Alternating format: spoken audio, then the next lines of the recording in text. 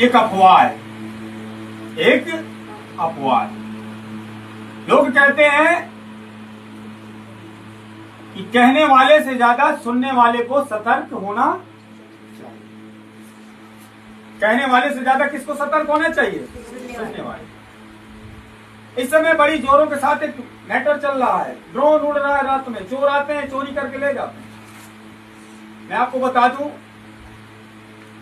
Drone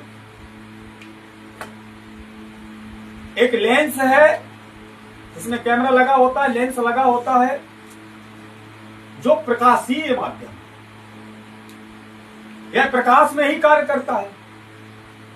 लोग आपको तर्क देते हैं कि उसमें तो लाइट लगी होती है, चलिए मान लेते हैं, लोगों की बात को हम सत्य मान लेते हैं, लाइट लगी होती है। लेकिन मैं आपको बता दूं कि प्रकाश सिर्फ पारदर्शी माध्यम में ही गमन करता है, अपारदर्शी माध्यम में गमन नहीं करता। तो आप जरा सोचिए, आप कमरे के अंदर लेटे हुए हैं, तो ड्रोन कैसे बता देगा कि यहां पर कोई लेटा हुआ है?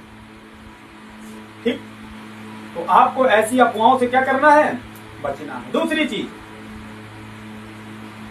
बहुत से लोग तर्क देते हैं कि रात में ही क्यों उड़ता है। जैसे हमने तर्क दिया कि सर्वेक्षण हो रहा है, जल सर्वेक्षण हो रहा है, नदियों का सर्वेक्षण हो रहा है, तो लोग तर्क देने लगते हैं दिन में क्यों नहीं उड़ाया जा रहा। तो मैं आपको बता दूं कि ये दिन में इसलिए नहीं उड़ाते हैं क्योंकि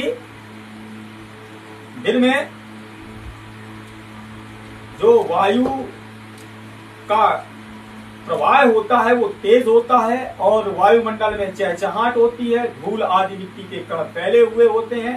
रात में यही चीज क्या हो जाती है? शांत हो जाती है, वायु का प्रवाह धीमा हो जाता है, जिसमें ध्वनि ज्यादा दूर तक जाती है और प्रकाश की किरणें भी, धूल मिट्टी के कण जब नहीं रह जाते हैं तो ज्यादा दूर तक का सर्वेक्षण कर सकती है, ज्यादा दूर तक का देख सकती है। तो आपको ड्रोन जैसी अफवाहों से बचना है, मेरा आप लोगों से यही निवेदन है।